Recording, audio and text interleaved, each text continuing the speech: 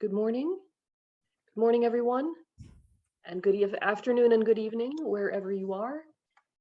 We are having people join our session. You've joined the session for the launch of the CAAFAG Programme Development Toolkit here at the Alliance for Child Protection and Humanitarian Action. I'll just give one more minute, but we will not try to wait very long. My name is Bridget Kennedy Feaster. I am a Senior Child Protection Specialist at UNICEF in New York, and I really welcome you to this event. Actually, maybe I'll start with our housekeeping while we have people coming in. Again, I welcome you to today's event. We're very, very pleased to be able to present to you this Program Development Toolkit on children associated with armed forces and armed groups. I'm going to give a little outline of the event about what we're going to do today. We're joined by Hani Mansourian, who will give us opening remarks. He co-chairs the Alliance for Child Protection in Humanitarian Action and leads it broad range of work, including work of the Task Force for Children Associated with Armed Forces and Armed Groups, which is supporting this event. After that, we're going to have a session that describes the actual toolkit that we're launching today with our primary author, Sandra Magnon, and some colleagues from Iraq where the toolkit was field tested. We'll talk a little bit about their experience with that, and we'll have some opportunity to have questions and answers. So with that, I hope that was clear. Again, I'll say for people who have just joined, we have interpretation in different languages. In the far bottom right, click on that, find your language, and join us to that. It's now 9:04, so I will get started. Again, welcome, and I'm going to turn it over to Hani Mansourian for some opening remarks on the event from the Alliance for Child Protection and Humanitarian Action. Hani, the floor is yours. Thank you very much, Brigitte, and everyone who has been involved in organizing this event. I welcome everyone who has joined, all the attendees who have joined this, the launch of these guidelines on CAAFAG program development. Just a few numbers. In 2020, the United Nations verified the recruitment and use of over 8,500 children by 58 different armed groups in 22 different countries. And this practice is not only limited to countries that United Nations formally monitors, so the numbers are actually bigger. This number is unfortunately an increase from numbers that we have seen in the previous years. And this highlights the importance of these guidelines and this toolkit that we are launching today. This document fills a critical gap that existed in our sector for an interagency set of guidelines and tools that can support our colleagues in the field to prevent recruitment and respond to the needs of children who have been recruited into armed forces and groups. This document also complements the Paris Principles Steering Group's operational handbook. This toolkit is meant to support practitioners with focus on quality, gender sensitivity, and participatory nature of program design and implementation. It is skillfully presented around the logic of program cycle to facilitate its use by program staff. The guidelines are complemented with practical examples from the field and is also laid out in an accessible manner, which, as we have learned in the Alliance, helps significantly with the usability of such resources. One element that really stood out to me when I was reading the guidelines, and therefore I thought I would highlight it in my remarks this morning or afternoon, depending on where you are, is the prominence of the issue of prevention throughout this document. While this document adds a lot of value to the sector by documenting steps for CAAFAG programming in terms of response, in terms of demobilization and reintegration of children, but it also adds even more value, in my opinion, because it brings that issue of prevention out quite significantly. While I was reading those segments, I couldn't help but think about the story of Ahmed that a colleague of mine recounted for me a number of years ago. Ahmed was from Shahba in the Aleppo governance of Syria. In 2012, Ahmed was only 12 years old, and together with his family, he was forced to flee their home due to conflict. And consequently, he was unable to attend formal school. But being a driven child that he was, he tried to continue learning from his older siblings and through informal school across the different places he lived during their repeated displacements. In 2015, when he was able to go back to formal school, he was asked to go back to grade 7, as he didn't have any certification for learning that he had done since 2012. But he didn't want to be sitting in class with 12-year-olds. He was a proud 15-year-old boy now. He started weighing his options. He looked at possibility of work, which didn't exist at the time. School was, he thought, is not an option for him. And every day it seemed to him that joining one of the armed groups in the region might be his best option. Until he came across a small local NGO, interestingly, a child protection NGO, that had started a certification program for children just like him.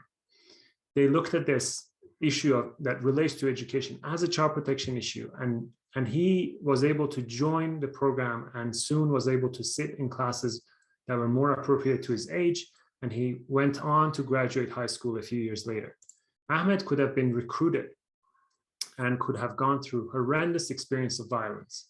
While reintegration programs are there to address issues of children like Ahmed who may join armed forces and groups, but they can never undo the damage that has been done to these children.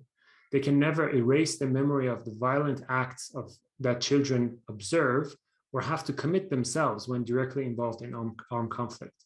But prevention can help them not have to experience this to begin with. And Ahmed never had to experience them. This is the power of prevention. Before I close, I wanted to thank everyone who has been involved in the development of this really valuable document. In particular, I want to thank Plan International and UNICEF who co-lead the CAAFAG task force of the Alliance. Additionally, I want to thank all the members of the task force and those who contributed to the development of this toolkit at different stages and in different ways. Also to mention that this document would not have been launched today if it was not for the generous support of the Bureau of Humanitarian Assistance, the US Agency for International Development, and the Swiss International Development Cooperation Agency. And most importantly, I wanted to thank Sandra, who masterfully authored and shepherded the process, which has been very complex, and it always is. So thanks everyone, and I hope you enjoy the really interesting content that has been planned for you in this launch. Over to you, Bridget. Fantastic. Thank you so much, Hani, for your remarks. And I second the kudos to Sandra Magnant, of course, for really our principal author, who's really through the changes in field testing due to COVID, many different iterations of what had to happen, really, really pleased that we're able to support this and we've got to this point. So with that, let me give a short introduction of Sandra. She is a CAAFAG advisor working with Plan International. She's led the research and the development of the technical note on girls associated with armed forces and armed groups. So that was one of the bases that was used for this, this set of tools, and as well the CAAFAG Development Toolkit, Program Development Toolkit. She is currently co-lead of the CAAFAG task force along with me right now, although we hopefully will be transitioning to a new lead shortly. But with that, I'm going to turn it over to you, Sandra, for presentation on the tools so that our practitioners can understand what it is, how they can use it, how it can be helpful. Many thanks. Over to you. Thank you. So I'll share my screen.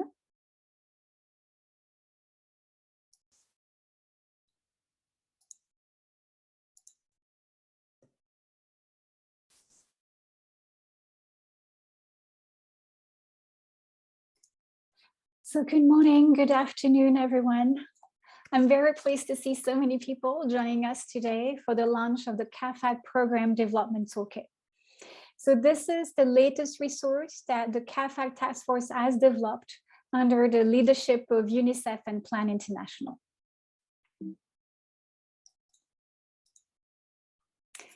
So in this toolkit, you will find various resources.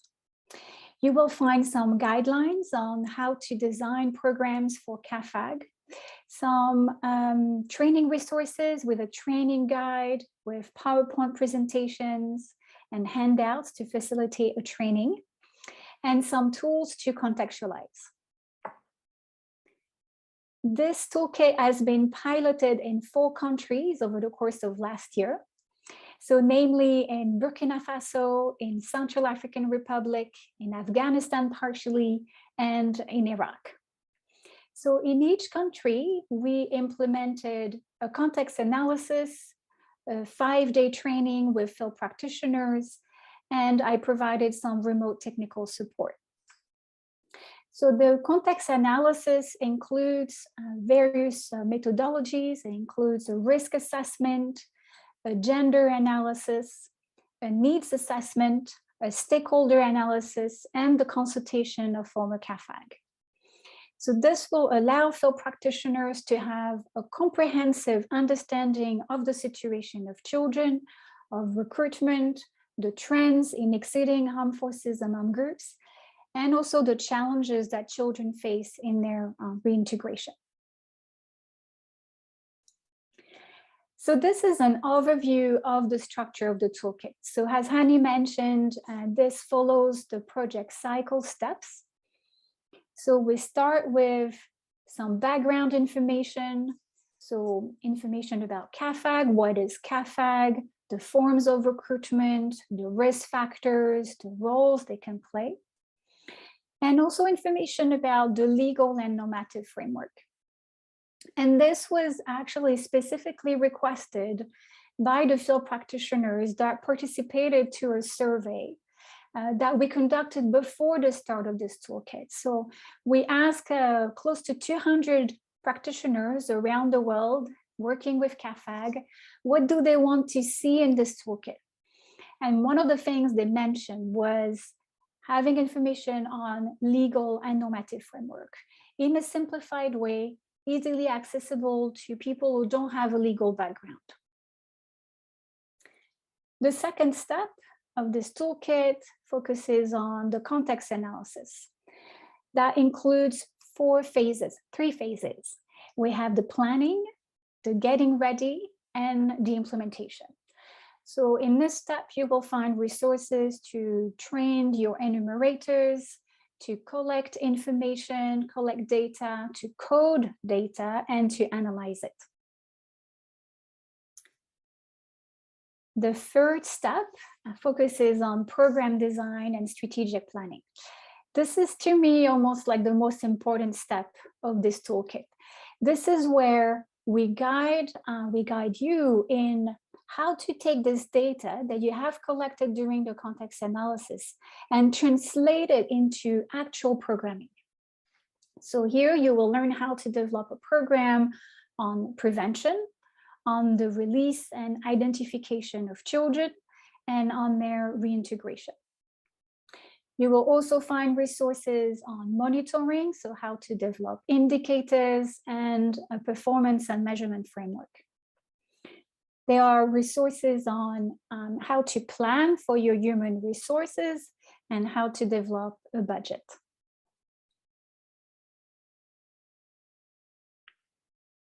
The fourth step includes implementation and monitoring. So here we focus on the child safeguarding, how to set up the right environment for children so they're safe.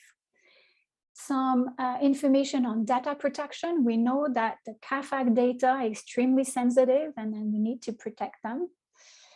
Also on the monitoring of the implementation of your program, and that includes a child-friendly feedback mechanism, how to manage your human resources in terms of recruitment, learning and development, and also in terms of coordination with other actors. The last step focuses on the learning and evaluation. Here, we really encourage field practitioners to generate and document learning.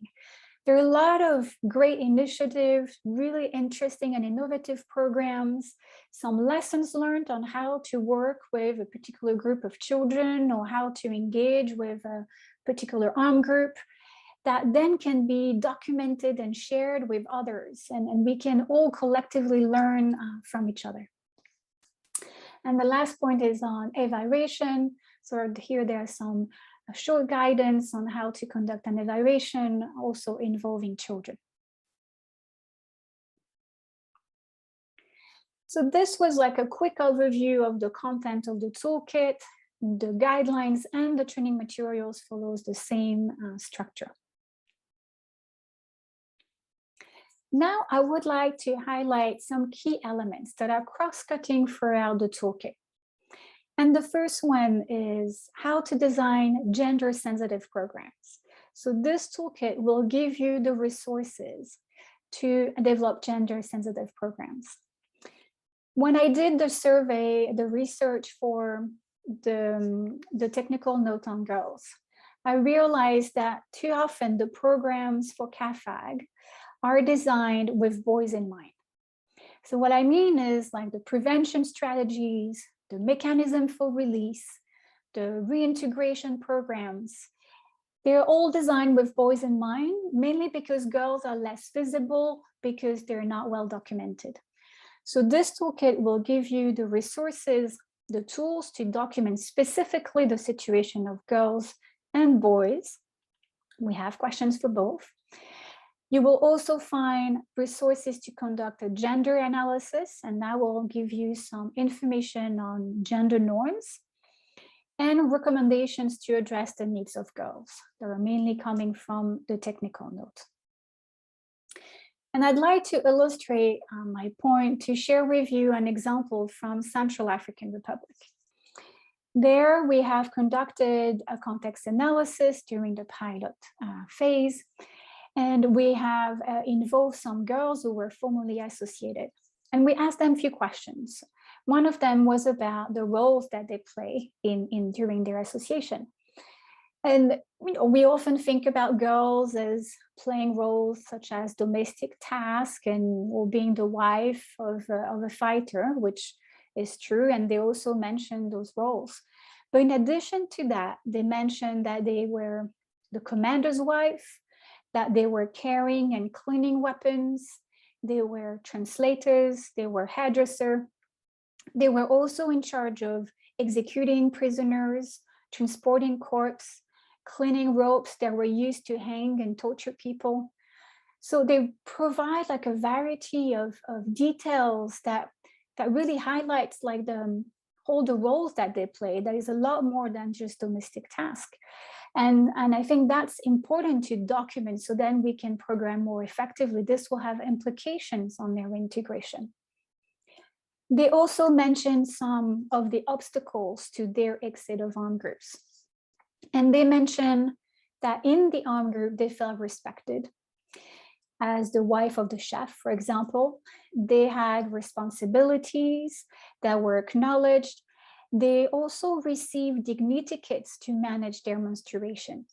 And that was highlighted by them as one of the key reasons why they didn't want to leave armed group, because they knew as soon as they were back in their communities, they will no longer be respected. And also they wouldn't have the means to manage their menstruations.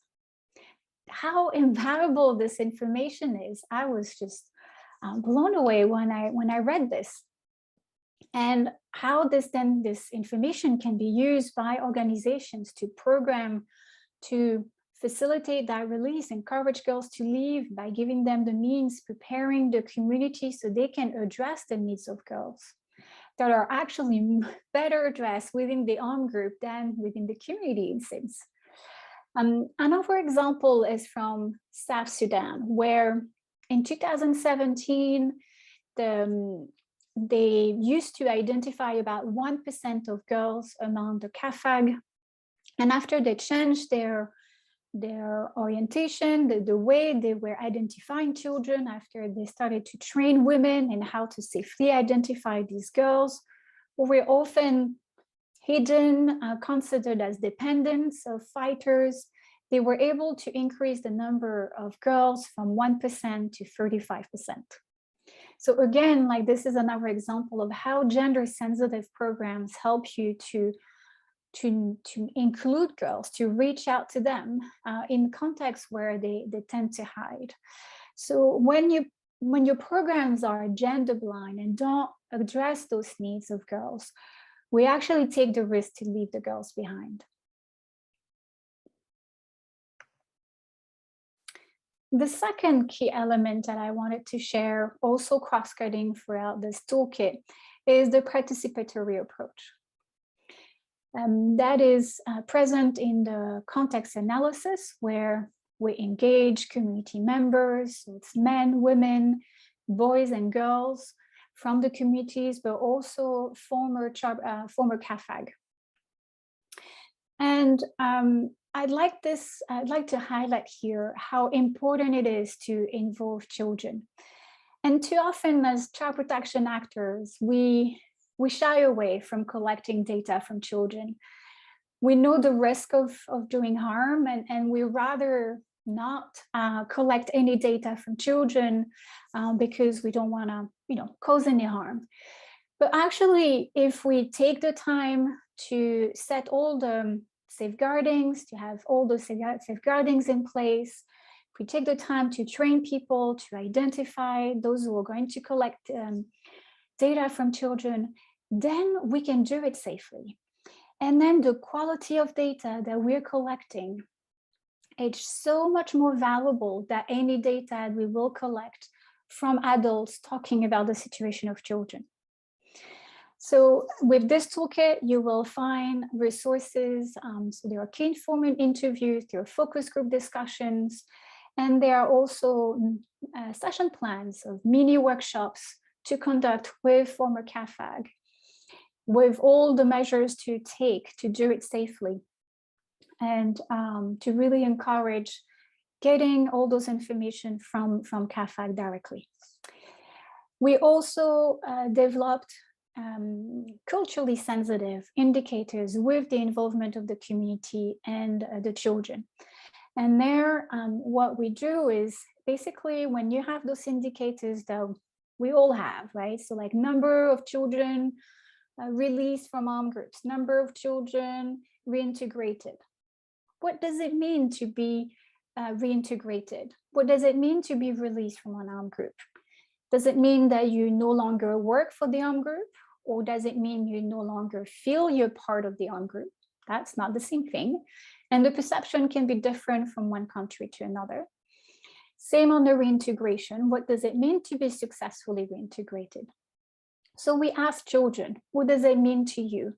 And then they prioritize those key attributes that then are taken as criteria to measure your indicators on reintegration.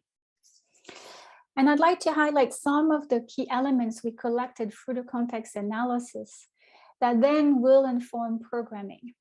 So we can start with prevention. In Central African Republic, the CAAFAG, we asked former CAAFAG, and they highlighted some risk factors that led to their recruitment. They mentioned the desire to feel respected, the need to protect themselves or their families, the need to meet their basic needs of food, and the lack of schools, the lack of vocational training opportunities. So these are like risk factors that then can be addressed to effectively prevent recruitment. In terms of release in Afghanistan during the context analysis, we documented that actually the release was extremely challenging. Actually, very few children were leaving armed groups. And those who did, it seems, benefited from support from the community leader and their family, who collectively negotiated the release with the armed group leader. So again, very interesting information coming directly from the community. And this can inform your release program and expand this approach. In terms of reintegration in Burkina Faso, there we ask the community, what are the things you're already doing to support children who are coming back? And 21 community members out of 30 highlighted that the community is already providing psychosocial support to the children, and that 9 of them said that they are providing financial support to those children. So there, it seems there are already community initiatives that are in place that can be leveraged by the humanitarian actors to reinforce what is already there instead of coming with like a whole program that will then lead to dependence on humanitarian aid. So rather leveraging existing initiatives. So this is just a quick overview of some of the key data we were able to collect through the context analysis. And the last point I'd like to make in terms of like this key elements that you'll find throughout the toolkit is contextualization. This toolkit is not about, this is the type of activity that you need to do in your context. It's more giving you a framework that then needs to be contextualized. So you will have the legal framework that the one you'll find in the toolkit is related to the international legal framework, but then you need to contextualize it to the national legal framework. What does it say in your country?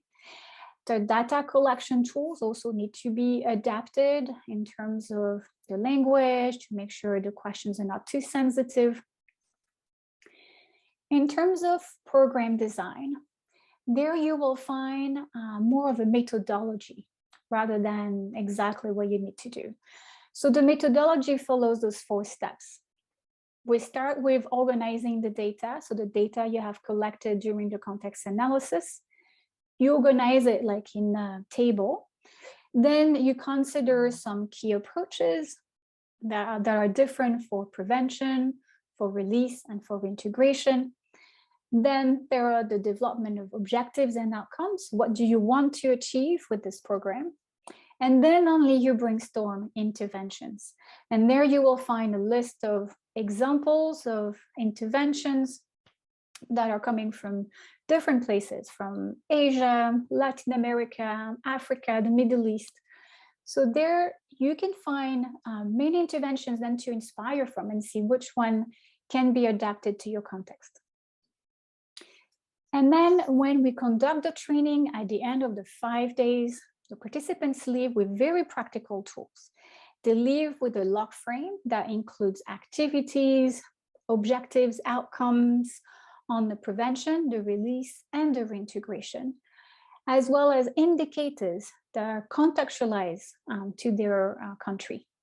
So this will then basically give them the outline of their program so they can more easily develop a project document. So how can you use this toolkit? Well, the first thing you can do is to train your colleagues and partners. So you can only take part of it if it's only on the context analysis, on the legal framework, or you can conduct the entire 5-day-long training. You can also conduct the context analysis. So if you want, for example, to update your understanding of a situation, you can design new programs for CAAFAG or adapt existing ones. So there you can actually even copy and paste indicators, outcomes, objectives from the log frame that is provided. You can also organize briefing sessions with government representative. I know that, for example, some countries have already used the legal and normative framework to train government representative on the rights of children and the importance to consider them as victims and not as perpetrators of violence. You can also use this toolkit to engage other sectors. This multi-sectoral approach is really important. It's mentioned in the prevention and also in the reintegration. And there you can advocate to the other sectors and engage them in the design of the program. And the last thing you can do is to advocate to your donors. So here you can advocate for longer period of funding. We know that programs that are less than 1 year focusing on CAAFAG are less likely to be effective. You can advocate for gender sensitive programs, for funding to the context analysis, and also for triple nexus. So this is in line with the multi-sectoral approach. Triple nexus means that humanitarian actors, development actors, and the peace actors all together work to prevent the recruitment of children. and facilitate their reintegration. So what are the next steps? With this toolkit is now available in English and French. So you will find the link in the chat where you can download the resources. It will be also translated in Spanish and Arabic. That will be available within the next 2 weeks. And then we're planning to roll out this toolkit in 3 countries. They're not selected yet, so we're going to start the application process soon. And we're also planning to adapt the training package, which is currently designed more for face-to-face type of training. We're going to develop a MOOC from it. So like with the support of the L&D working group, we're going to adapt this training package into a MOOC so that we can reach a lot more people, including people sitting more at regional and global levels. Thank you. Back to you, Bridget. Wonderful. Thank you for that very clear explanation, Sandra, and a lot of detail that I hope will be useful to our colleagues. So I'm going to turn it over for a brief comments from or presentation from 2 colleagues in Iraq who which, as I think you mentioned, the toolkit was field tested in Iraq, was one of the countries. So I want to turn it over to them. It's Nibras Youssef from UNICEF Iraq, Child Protection Officer with the office there, and as well Simone Chicolin from Terre des Hommes, who's the Access to Justice Technical Coordinator. I turn it over to you, Nibras and Simone. Thank you, Bridget and colleagues. Can you hear me? Yes, we can hear you. Yes, good. Great. Good morning, good evening, everyone. I'm so glad to be here. I'm with also a few colleagues here. We have Jonita with us, the Chief of Section, and my colleagues as well, Katie Reis. She's working on the same agenda of CAAG as well, and few online colleagues from Iraq office as well. Thank you so much, and it is really a pleasure and an honor that Iraq country office participated and supported the toolkit and this launch, and we were very lucky to be selected in the first place. So my focus today will be on the context analyze, together with my colleague Simone, who also will talk about the legal part. But my focus will be most on the context analyze, what are the feedbacks from our side, what are the lesson learned, etc. So I will put my presentation on.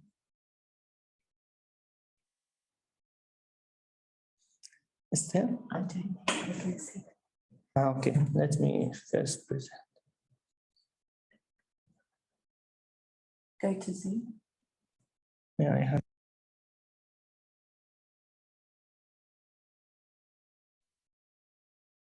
We can try to do the presentation if that's needed. There you go, Nibras, we're starting to see it. Good.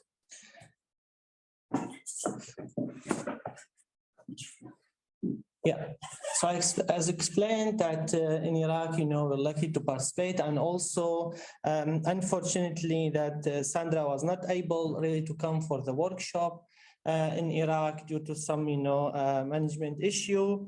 So we had also to co-facilitate, and it was really benefiting. We learned a lot about it, and it was really useful for all of us and the reintegration actors.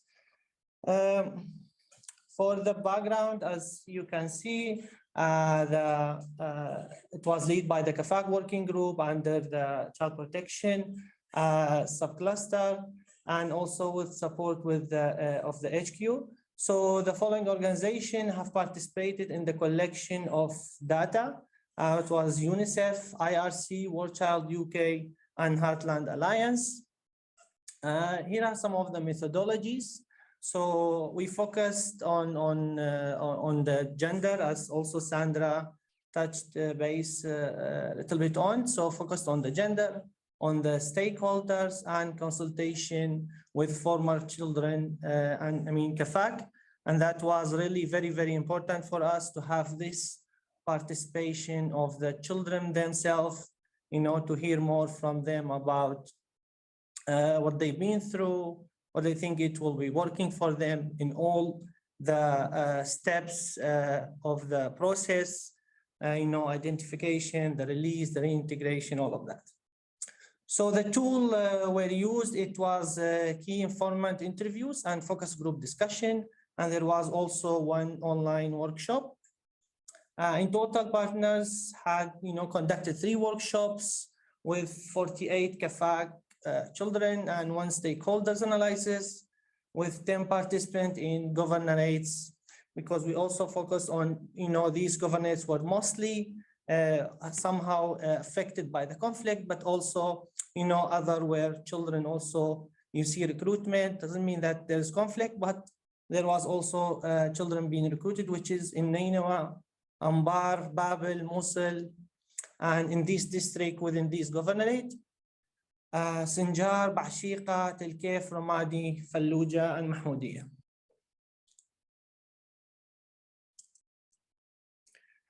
Here are some of the data. You can see number of people who participated, and it's disaggregated by women, men, boys, and girls.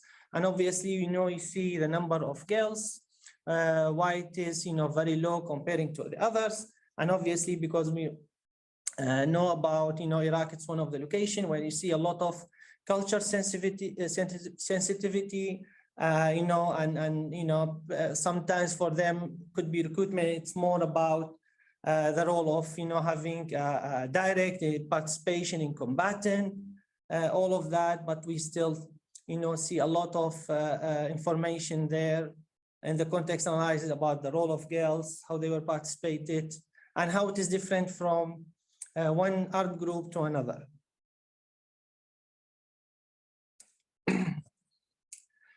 Here we see how are the children, were recruited in armed actors and armed groups. So, one of the reasons we see is that family, some of their family members were already part of the armed group or armed actors. So you'd see children were motivated to participate and also get involved in that. Either it is believe in it or, of different reason of it, or sometimes you see a lot of their friends, same age or peers, they participated also or joined our group. So you'd see that also was another way of them to join. Some of them also, they were affected by, the religious, the religion, there was a fatwa in Iraq, for those who know, at that time to defend ISIL. There was a fatwa by a particular group, and many children would see they joined the armed actors and armed group at that time. Another one is voluntarily to take revenge.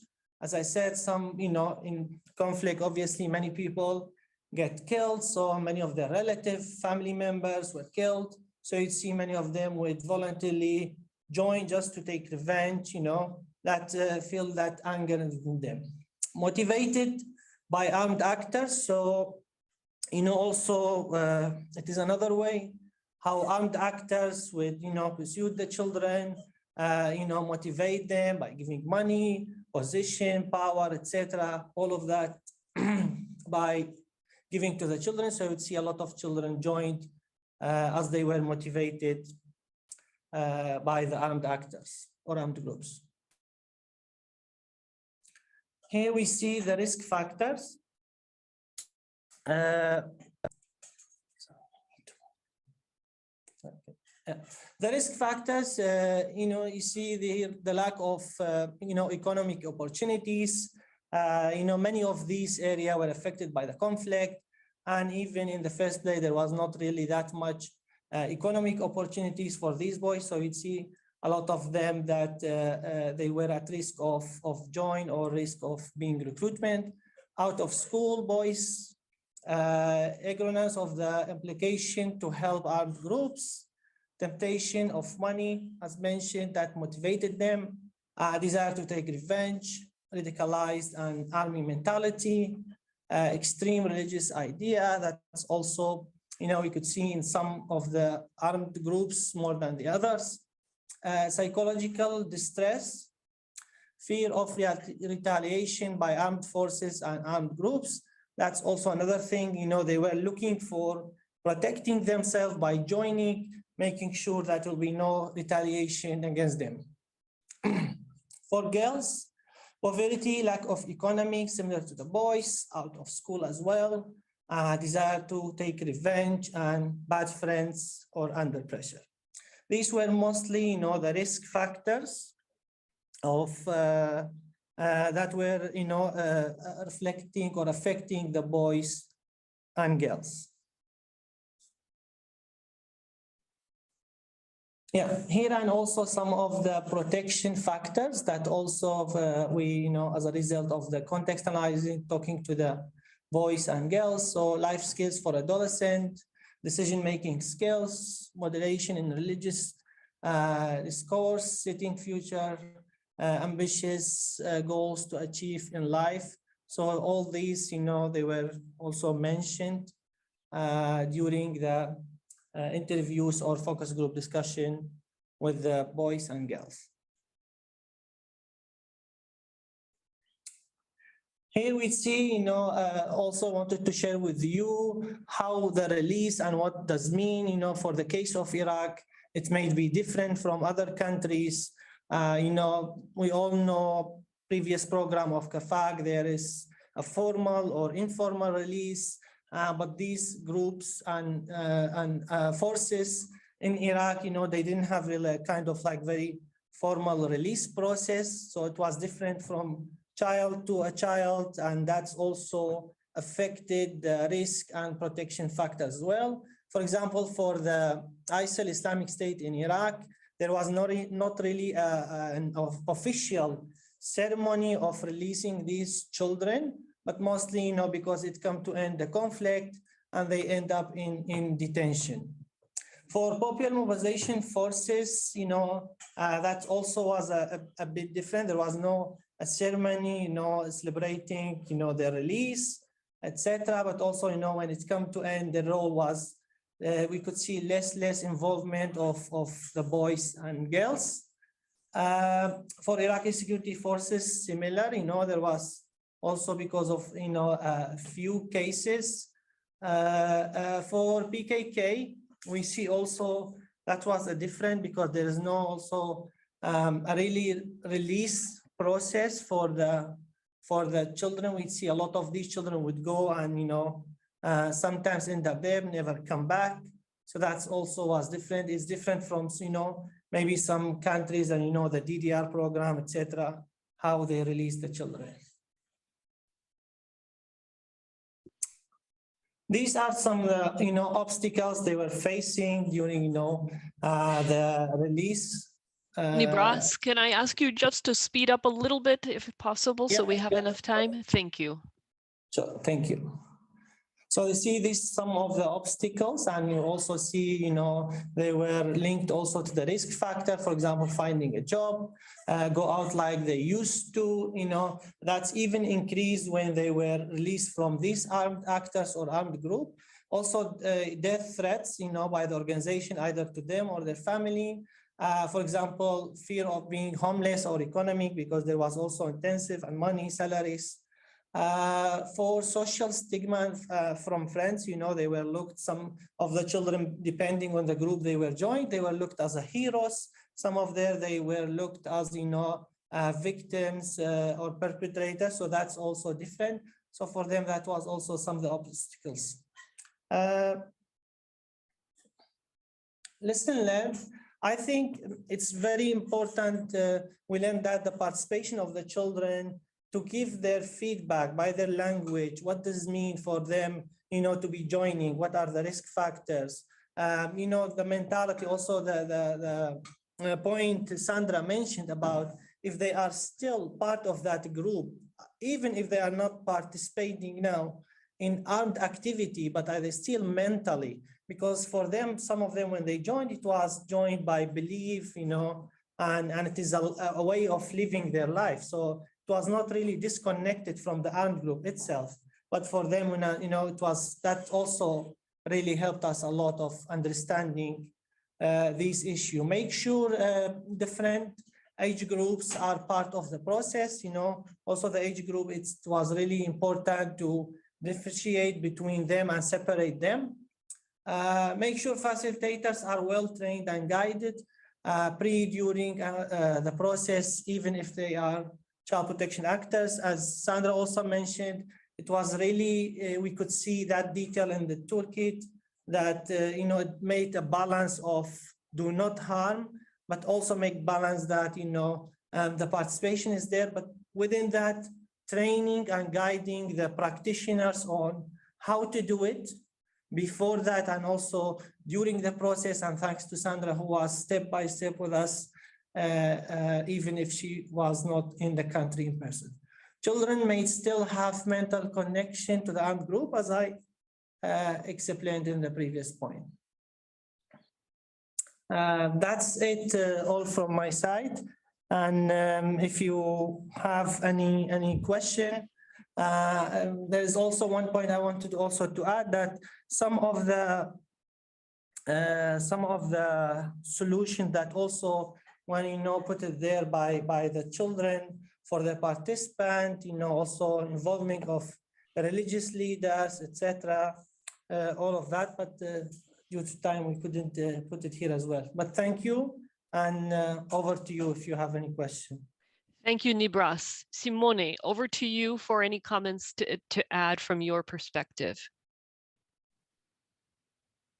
Thank you, Nibras. Thank you, Sandra, and thank you to UNICEF and Alliance for involving TDH in this exercise in development of this toolkit. As TDH Lausanne, we are very happy and proud to have contributed in development of the toolkit. And I would like to thank, as I said, UNICEF and the Alliance for reaching out to local and international partners in Iraq to support in this process. I think that the first positive outcome was the consultative process itself, which led to the development of the toolkit. We really appreciated the consultation with the partners and the technical support that we have received. The process established in Iraq was very positive, and was a very positive coordination experience.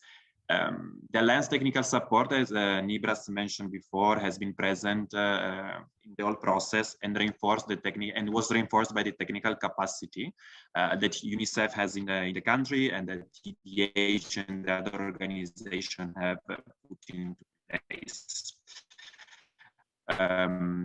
We also felt that we have learned a lot by being part of this common engagement, in particular focusing on the context analysis while organizing the roundtable with the children during the preparatory workshop and the training. With the overall coordination has been very participated and really strengthened the partner capacity throughout the process.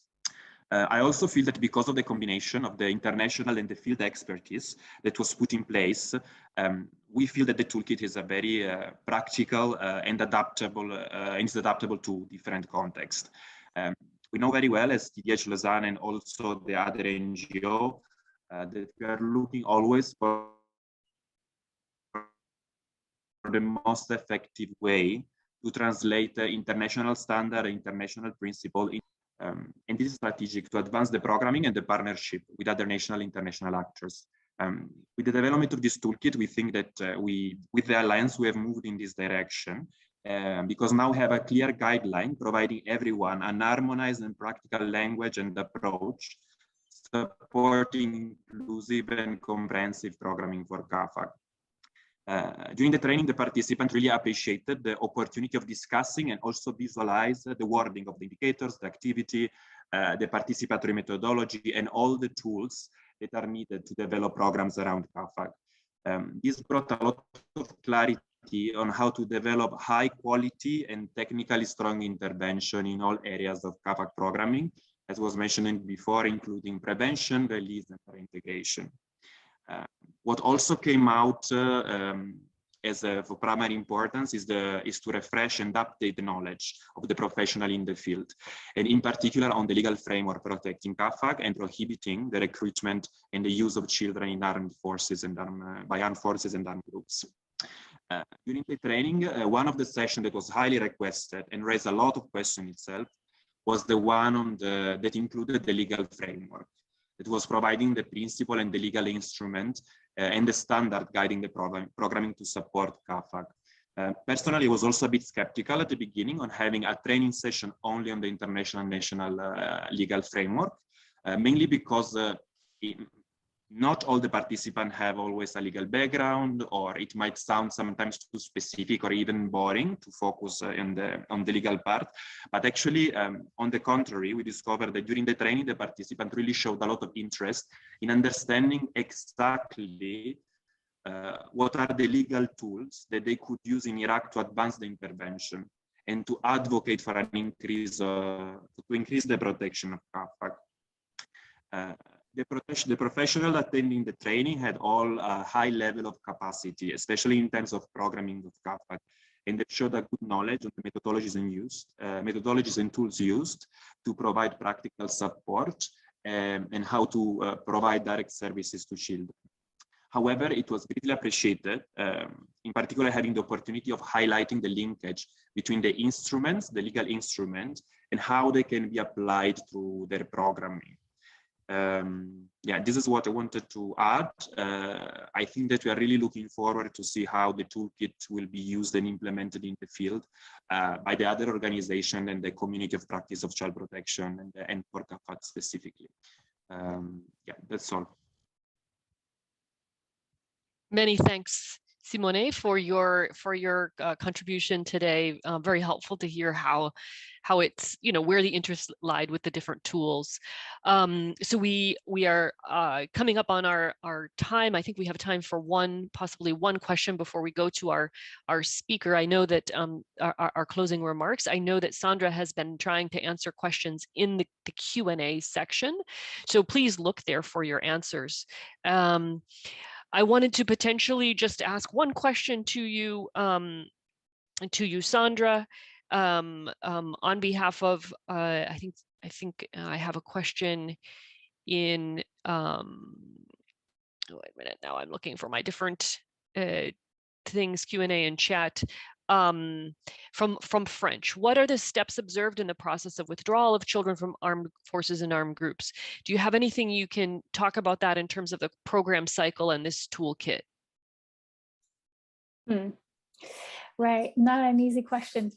So in terms of the release, we see two key approaches. One is what we call like a formal release, right? So it goes for the armed actors, often like armed state actors, who will negotiate with the non-state armed actors the liberation or the separation of children.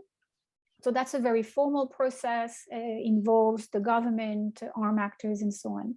The second process, which we see more and more, particularly for girls, this is the one they tend to prefer, is like the informal process. So this is when children actually leave armed groups, whether by themselves, so like they escape, they present themselves directly to the local authorities, when they are captured by the army, so like all those different other ways.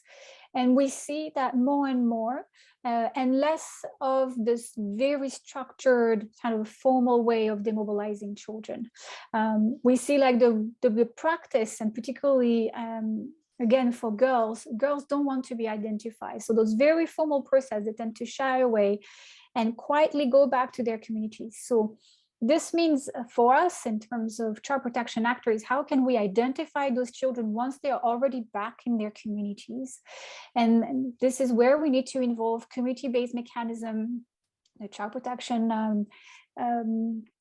communities, for example, or other ways, working with service providers on how to train them and so they can safely identify children.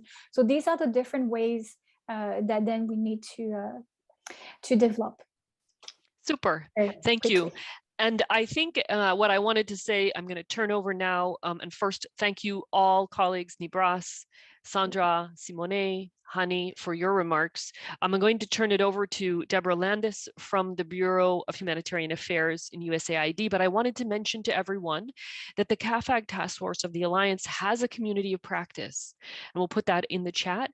If you can join that, you'll find out more information. You can have a conversation with Sandra, with your peers about these issues that you've raised that we have not been able to answer in the chat, and also about the next steps for the toolkit, how you can access it, how your country colleagues and programs can actually hopefully participate or apply to participate in the next phase. With that, thank you to everybody. I'm going to turn it over to Deborah Landis, as I mentioned, representing USAID, BHA. Thank you so much for your support for this process and all the support from the American people and USAID for this type of work, a really critical issue for us at UNICEF and across the world. Over to you, Debbie. Thank you so much, and hello everyone. It's really great to be here. And on behalf of USAID and the Bureau for Humanitarian Assistance, we are really excited about the launch of this new toolkit. We would especially like to thank Plan International, UNICEF, the Alliance, as well as all of the many people throughout the world who participated and made this possible.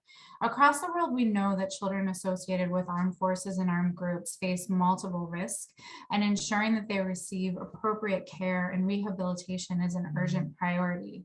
And yet we also know, as we've discussed on this call, that the process of implementing effective response interventions is invariably complex. For example, programmatic needs vary significantly based on the nature of a particular conflict, the ways in which children are involved, whether or not they're boys or girls, and many other factors in children's lives, families, and communities.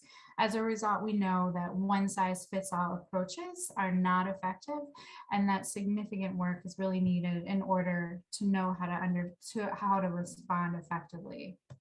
As a result of these issues, BHA has devoted considerable resources in recent years regarding how to protect and care for children affected by armed conflict, and to make sure there's evidence-based approaches and tools in place. We've also heard from partners that the global child protection community lacked practical tools to respond to these needs, and so we are particularly pleased to see the launch of this toolkit. This toolkit is also particularly valuable by using a socio-ecological approach to prevention and response, as well as its emphasis on data, not only to shape program interventions, but to engage in rigorous monitoring and evaluation activities. By piloting and adapting this toolkit in diverse settings, the global child protection community has the opportunity to better understand ways to address the needs of children affected by armed conflict, and also how programming can be strengthened and overall quality improved. Although the development of this toolkit is now complete, we know that now the real work begins as organizations and partners test and roll it out, and we look forward to the learning that will take place. So on behalf of BHA and USAID, thank you so much for your time, and we look forward to talking further with you all in the months to come. Thank you so much, Debbie. Thank you so much to colleagues. Really wanted to say thank you to all of the places that the colleagues that we were able to, in the countries we were able to do the field testing. I think that contribution across different types of contexts really, really did inform the development of the tool, the refinement of the tools. So with that, I want to close, but I just want to remind you, please do join our community of practice. We will be in the coming months, weeks and months, looking to circulate to colleagues around the world, other opportunities in relation to this. But if you join the community of practice, you'll also have access to other tools, other items. We have been doing some work as a community, for example, on mental health and psychosocial support for CAAFAG, which I saw was a question. So there are other resources there you might be able to get your answers to. But until then, have a wonderful day, a wonderful week. Thank you for joining us, and hope that we can connect soon on these important issues. Thank you.